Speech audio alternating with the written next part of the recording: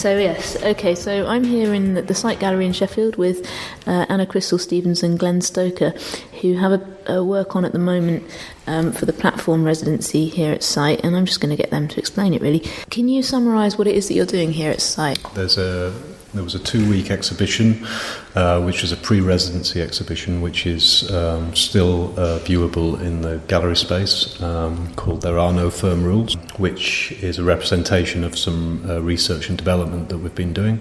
And then that's followed by a 4-week residency where we're in situ at Site in Sheffield, and we're going to be out and about communicating with local communities and really engaging in a knowledge gaining and a knowledge transfer exercise, trying to transmit some of the findings of our last probably 12-18 months actually since we first started talking about this project, and trying to engage the local community with the issues that we're interested in. During our time here, the exhibition in the gallery will be changing as we find and add stuff and meet people and follow up leads. And we're also, in the second gallery space, we're in the process of building a library and resource centre, which will be open to the public shortly. And the library is a collection of books around themes which inform our project. So it's things from survival, camping and outdoor activities, to DIY and home craft manuals. We've got some books around thinking around nature and the environment, philosophy in nature, gardening, growing things, plants for eating and medicinal uses, and other books about green-related stuff and prehistory and ancient processes. And I think one of the crucial aspect of the library and resource centre is that not only is it the base of our research and thinking, but it also gets to the root of something that's important for both of us, which is that maybe in the technological rush of contemporary society, we have lost quite a lot of important knowledge in terms of our human relationship with the land. And also that maybe in that process we've given away a fair amount of self-determination, that we, in exchange for creating more time and space in our everyday lives, we're giving over some really important contingency to big corporations like supermarkets and of the like. So maybe we're losing a bit of our individual responsibility in how we live our lives. So we're looking at how sort of retracing these kinds of knowledge and re-equipping ourselves could be a form of empowerment in terms of society, not just in terms of our basic survival, but what it means to be a bit more aware of our general kind of living processes and our connection to the environment. And the books here in this library, many of which are, you could term vintage, or they're a little archaic in some senses, really... They come with a particular aesthetic, a particular look. So you can see the 70s in here, you can see the 50s, you can see older than that just by the look of these objects and books. But it also talks directly about that sense of passed down knowledge, which, as I say, is maybe getting a little lost. Maybe also how knowledge is changing, as you pointed out, that especially with the growing things and gardening section, there's always an app for that. Well, yeah, but when you look at the older books, gardening books, they're for example, they're more geared around pesticides and chemical type stuff, even in the 60s and 70s, and then the ones that we've acquired recently are more to do with agriculture, agroforestry and permaculture and things like that, which is a more kind of ecologically sound way of growing stuff. And looking at new ways, I think maybe a suggestion that the old ways might be broken a little, and so some new suggestions there. But the further you go back, I think new suggestions which reference old. Processes. So, I don't know, there's a cyclical nature maybe to the information, which is sort of fascinating.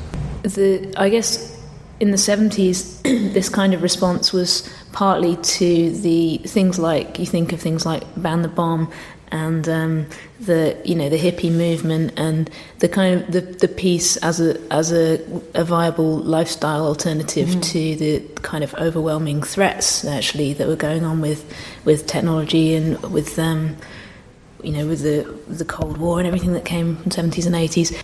Do you feel like there's something happening now where we're frightened again? Like, it felt like it was okay for a while, and now it's like it's almost like this apocalyptic thing in the air again somehow. Is that something you recognise? Yeah. Well, contemporary culture is coursed through with recent examples of exactly that. You know, you look at the TV and you have The Walking Dead, and you have various zombie programs. You know, and the reality programs on Channel 5 and such, which are pitting human against human in a survival context. You know, it's in the zeitgeist at the moment, and with all of the other political ramifications of recent events, I think fear and uncertainty is rife, and so there is a sense that a niche is being built for this sort of activity. How would I survive if something terrible happened tomorrow? Am I equipped?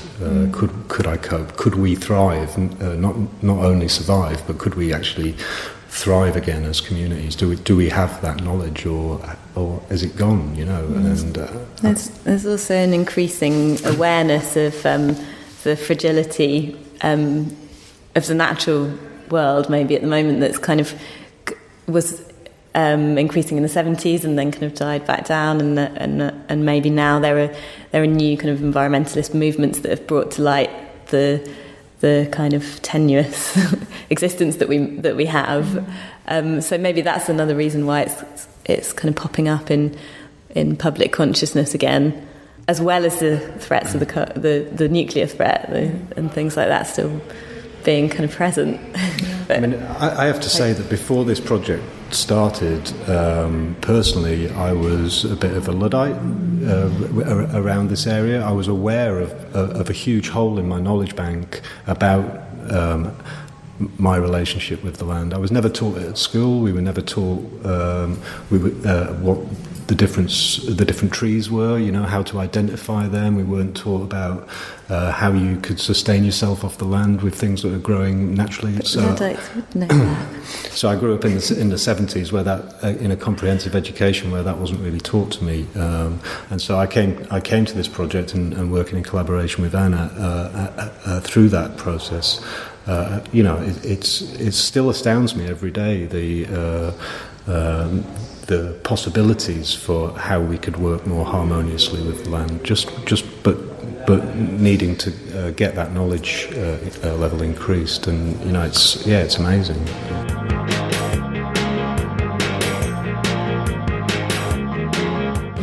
We're quite interested in the notion of what this kind of practice and this kind of knowledge can do, and the attempts towards incorporating some of this stuff mean something, as well as the idea that you know, some people might strip their lives of anything to do with technology, or we're not really interested in doing that, but we're interested in maybe the connotations of that, and incorporating some of these things that we've learned into our everyday living practices. It's a non-preach approach. You know, I don't think we're setting about trying to convert anybody.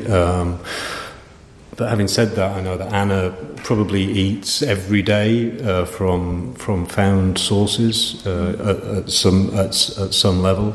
And for me, I would say the links here to the way I live my everyday life, and I'm sure this is the same for Anna too, is this sense of doing things for yourself, not waiting for things to be done for you, and that's a crucial part of this exercise, is to say to people, you can take control back of your everyday life. You know, you can make these self-determinative decisions. You don't have to wait for them to be done for you, and I think for me that's you know, whether that's repairing something myself from research knowledge, or from having a snack whilst I'm out on a walk. You know, it's up to us to reskill ourselves, I think. You know, maybe being aware of certain kinds of survival knowledge doesn't you don't have to be playing that out every day in order for it to have an impact on your life. It's also something, there's something that knowledge can do for you, if you see what I mean. That there's a difference between knowing that you can survive outside for a night and actually not doing it. yeah. Yeah, that's true. So, something we've been talking about, which is quite interesting, is lots of us go out camping, and generally doing that in the safety of pre-existing designated areas. Designated areas, yeah. But there is a sense that this, how safe is a tent? Do you know? I think when we're in our houses, it's like we're in a cocoon of safety or something, and we almost transfer that feeling to when we're in a tented environment. But that material's so thin and so flimsy, and it's maybe a bit of an illusion that you're illusion. Protected in some way. But I suppose, in a way, having a brick house around you is an illusion too. But especially when it's just a thin sheet of fabric, it feels like much more of a gestural thing than a real.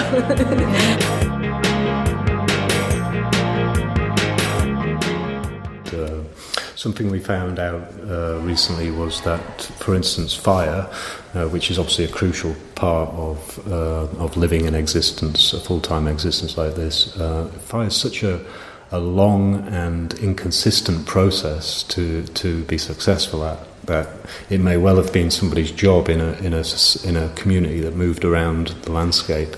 It may well have been somebody's job to look after the fire and take it with them, with the community as they move to the next place. So don't let that ember go out because it took you so long to avoid make the it, work of relighting it. So you carry your ember with you to the next campsite and then rebuild the fire and keep that going every day. And it can be carried in a kind of fungus that is very dry and sustains an ember.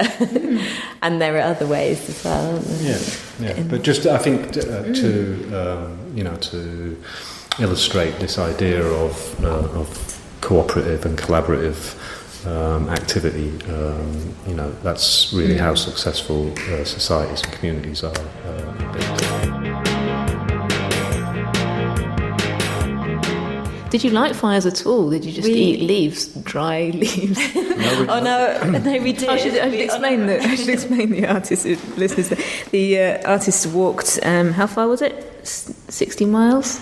Something like that. It was 56 miles, but we think that there were some extra country miles involved there, which take a little longer. So we're saying 56, but there may well have been another 10. Nice. I don't know. So they walked about 60 miles across the countryside. Was there any urban aspect to it as well? Yeah, it was from Stoker to Sheffield, so it went from urban through the peaks, rural, back to urban again once we got to Sheffield. But this walk that you guys did ended at the site gallery just before you started your residency here, so it's kind of it's part of the residency. It was our kind of initial activity that we did was to walk here.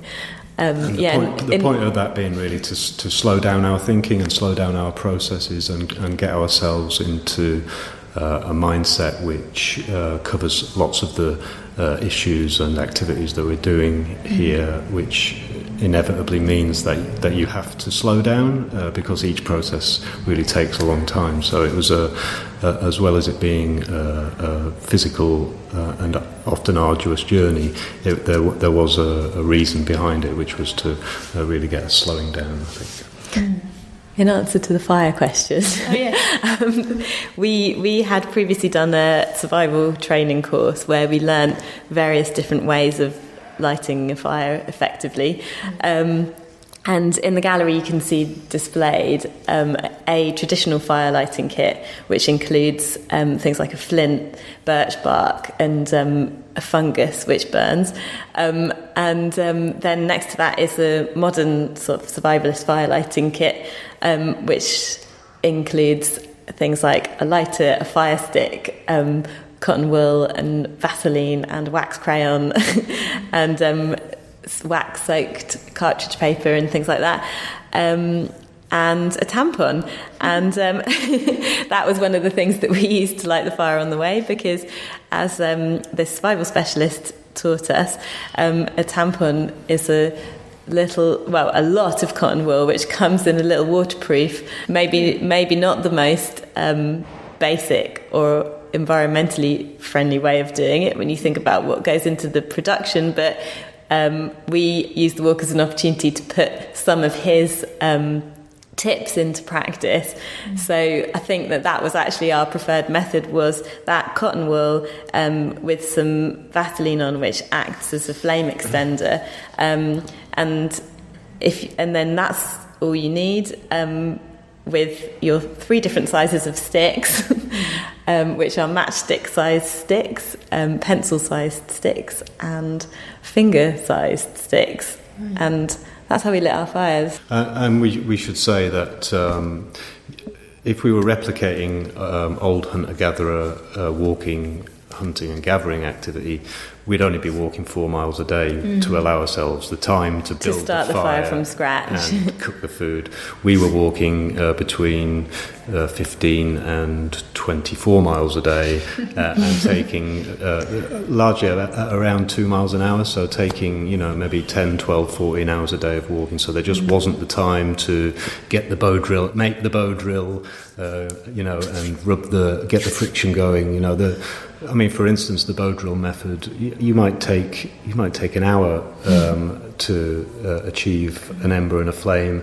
You may not even be successful, if it's been raining or what. What other things came up on the walk then? I noticed you've put in the gallery space a selection of lovely images of plants that you successfully found and ate over the course of the walk. Were there any particular surprises there? Anything delicious? Anything disgusting? Anything poisonous? I think I probably enjoyed the sorrel the most. That's probably my top one. And the Sweet Sicily as well. If anybody ever comes across Sweet Sicily, they have little splayed out seed pod heads, and if you chew down on them, they've got such an intense taste of aniseed. Very aniseedy. Or licorice, and it's sweet, and it's a bit of a shock to the senses, which automatically seems to invigorate you. So Sweet Sicily is a good one for me. It is a good one, but this might also be a good time to point out that Sweet Sicily is an umbellifer, and there's some incredibly poisonous umbellifers, so you have to make sure you're 100% sure that it is Sweet Sicily. The disclaimer is please reference your finds. There's so many amazing plant reference books, mushroom reference books, with all of the sketches and text information that you need to identify properly what you're going to eat. They come in pocket sizes, so we'd always say make sure you know what it is before you eat it. I think it's possible to have both. I think it's like we're not going back anytime soon. I don't believe there's an impending apocalypse, but zero tech. We're not, are we? I don't think. But I think there is space in our lives for an understanding of both, and I think they can coexist as well, actually, really happily. And you're seeing now with Pokemon Go that people who might recently have been stuck in their living rooms are now taking their technology out, and that can't be a bad thing. I bumped into somebody on the train the other day who put his recent 8-stone weight loss down to his recent Pokemon Go activity. So, we're not. This isn't technology's bad. Analogue's good. I think there's a questioning of technology and kind of hyper progress in technology. But also a fascination with it and how it changes us. We are both a bit disgusted by this intentional obsolescence thing that happens in technology, where things are made to fail almost in order to. We're really keen to stress to know about the bad sides. It seems to me you're trying to sort of point out that the ways in which people are unempowered, which they may not even realise, and kind of show them an alternative way of empowering themselves that's maybe a bit more, in many ways, more convenient. Like it sounds like you're just doing a regular walk in the UK. You're not trying to do a massive hike across Canada where there's some kind of bears and stuff. And it's the sort of thing that people can relate to and just kind of go, well, that's a walk I do every day with my dog. That's and so much here. And on your dog walk, in the course of your dog walk, if you can get back having named 25 or understood or identified or recognised 25 different trees along the way, that actually gives you a bit of a buzz. Yes, I think that means that you've been looking upwards and outwards, and you're re-engaging with your environment, and that's part of the empowerment process, I think. Yeah, absolutely, and it hugely enriches your experience of life generally. I always think that about trees in particular. I think, why don't people know any trees? Like, they're everywhere. It's really odd, isn't it? And there's 4,000 different trees in the UK. Right, so there's just as there's 4,000 different cheeses. I don't know. Anna's looking at me. That might. I'm not sure about that. Don't quote me on either of those facts. They sound good. Did you consider, using roadkill or anything on your walk? Actually, we didn't see any. I don't know whether you did. Would you have gone for it? I think it would have been a point to discuss. And I would have no problem with eating roadkill personally. Yeah. I mean, the animal's dead, but it brings up a real problem with the conflict between rural and urban and animal and human, is that there is way too much roadkill on the roads, and that's not only a problem of overbreeding of particular species, largely for sporting activity, which is pretty disgusting, but it's also a conflict between the mechanisation of human life and the effect that has on animal life. It sort of hurts every time I see the death on the road, because it's really unnecessary. Do you feel like you've stopped buying things now that you know that you can get them for free through nature?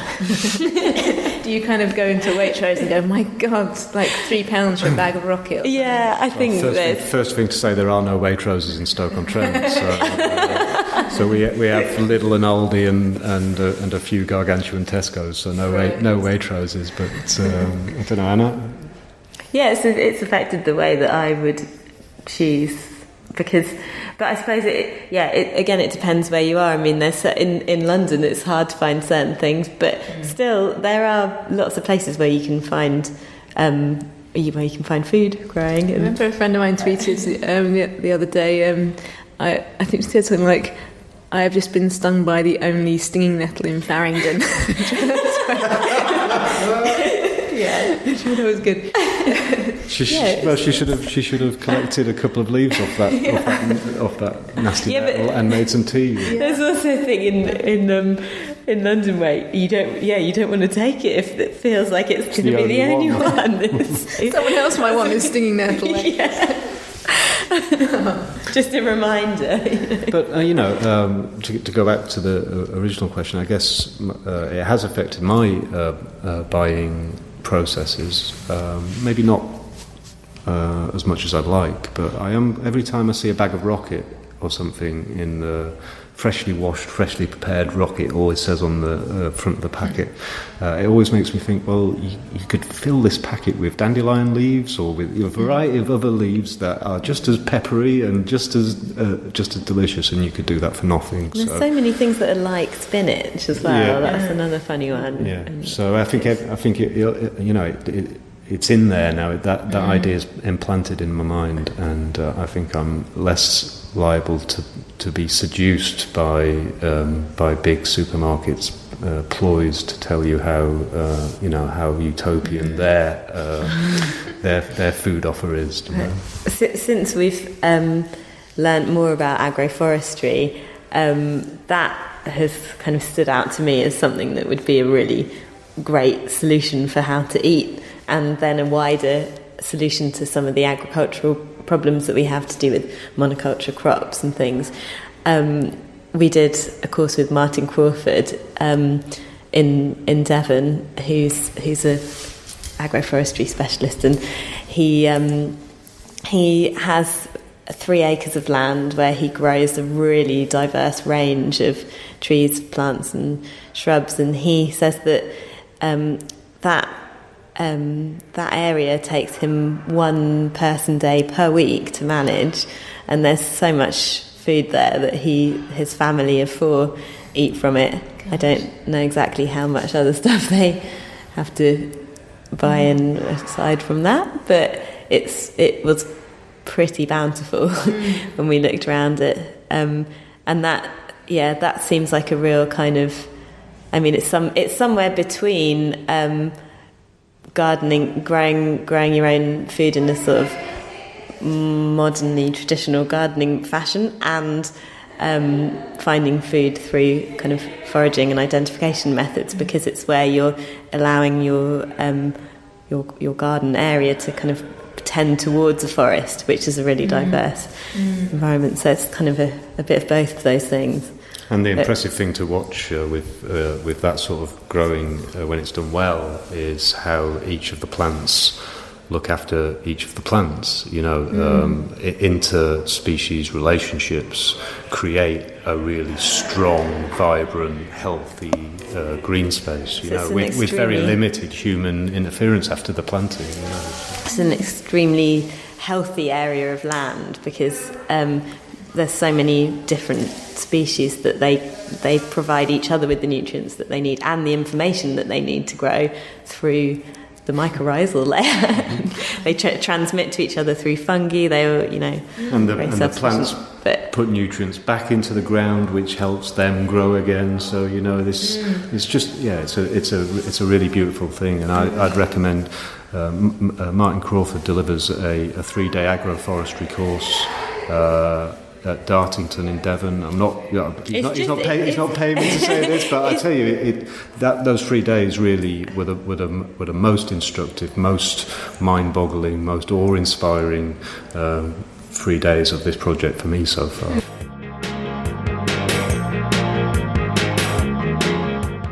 So we're just in the gallery space at site now, and there are various things on little plinths around the room. I'm looking at a bird's nest right now, which is quite amazing.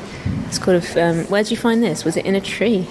Are you allowed to take bird's nests, or is it only if it looks like it's not being used? I think you have to ensure that that there's no more activity there. And this nest had been it's about 2 years old actually, and hadn't been used for much of that time. So we were confident to take it. But I think what this presents is what can be achieved through passed down knowledge from bird to bird, instinctive passed down knowledge, and also a really slowed down, considered thought process, and it's an image of perfection, of construction perfection, really. Quite interesting in terms of the use of man-made materials alongside natural materials, which came up a lot with our camping survival sort of activities, this desire to be outside using natural materials, but there always being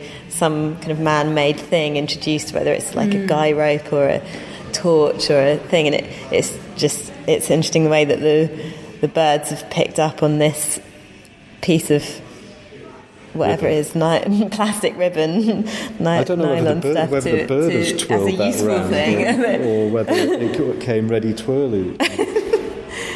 Well, they've obviously identified it as something which would be useful in the construction, but maybe when it flaps, it wards off potential predators or something. Who knows? But it's a very beautiful thing. So you've got very, very natural things in here, like it looks like a bit of a tree stump and this bird's nest, and then you've also got some man-made things like a jigsaw. And what's the story with the jigsaw?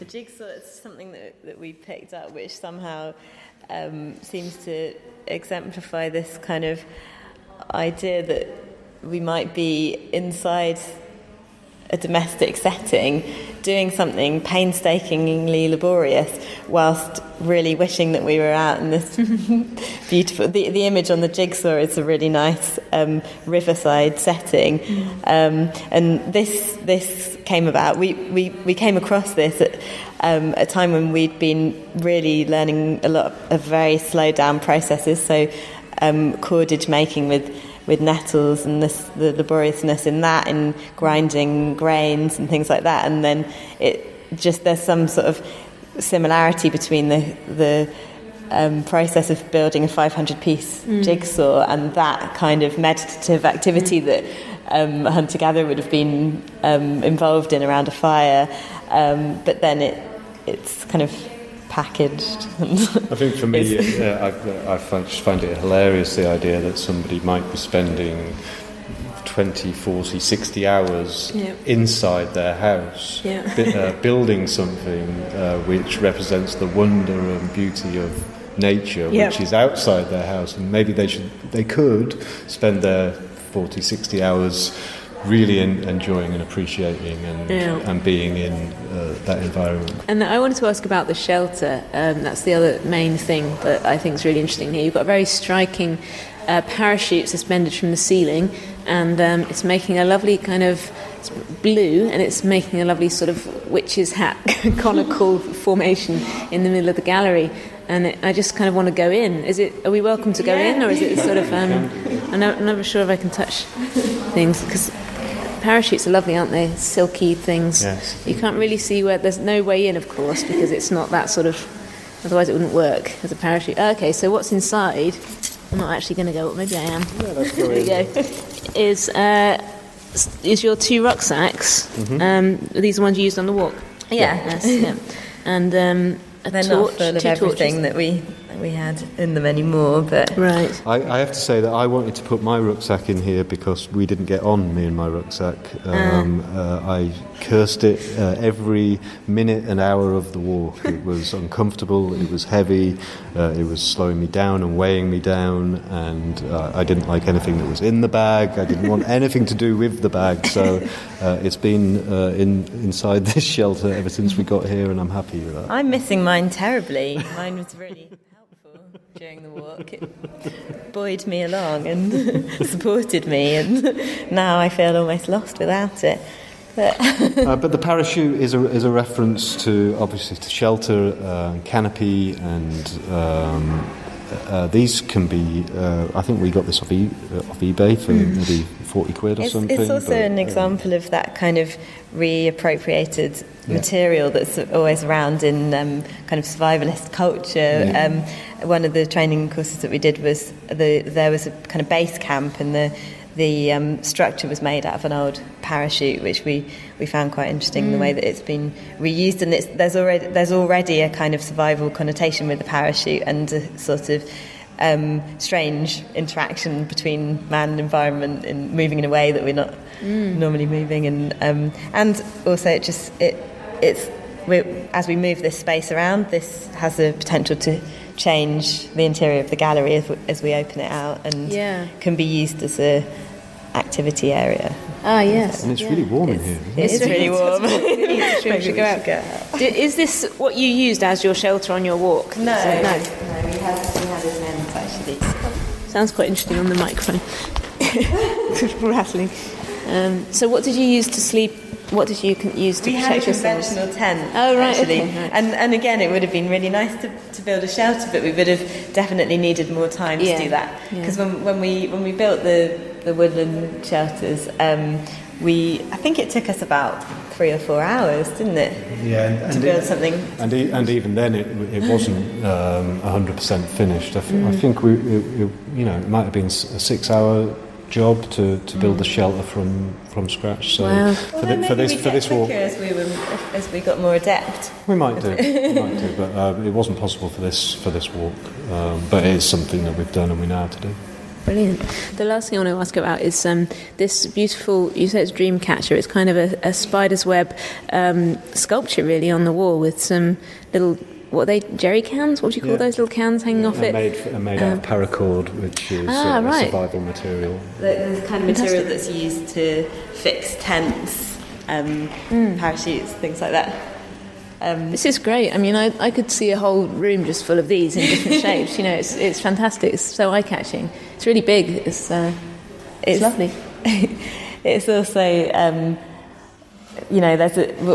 I guess what we were saying before about wanting to be outside to kind of make use of things in the environment, but there always being these kind of brightly coloured objects or man-made things which are incredibly useful that are there.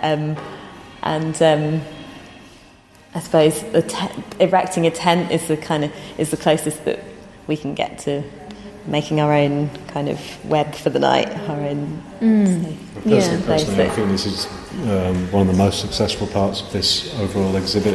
It seems to reference 3 or 4 different parts of the whole in one setting. So not only is it talking about the equipment, but also the canopies and this desire to get back to craft. And there's a natural there's a sense of natural form process, there, and flower and petal and stuff. And we're this is all Anna's work. So. Yeah, no, it's fab. And then the idea of a web, which is obviously you're talking about the kind of the ecosystems as a kind of network, and also the way you called it a dream catcher. I was thinking there's something a little bit spiritual about your work as well, definitely, isn't there? Which is really nice to see represented in this way too.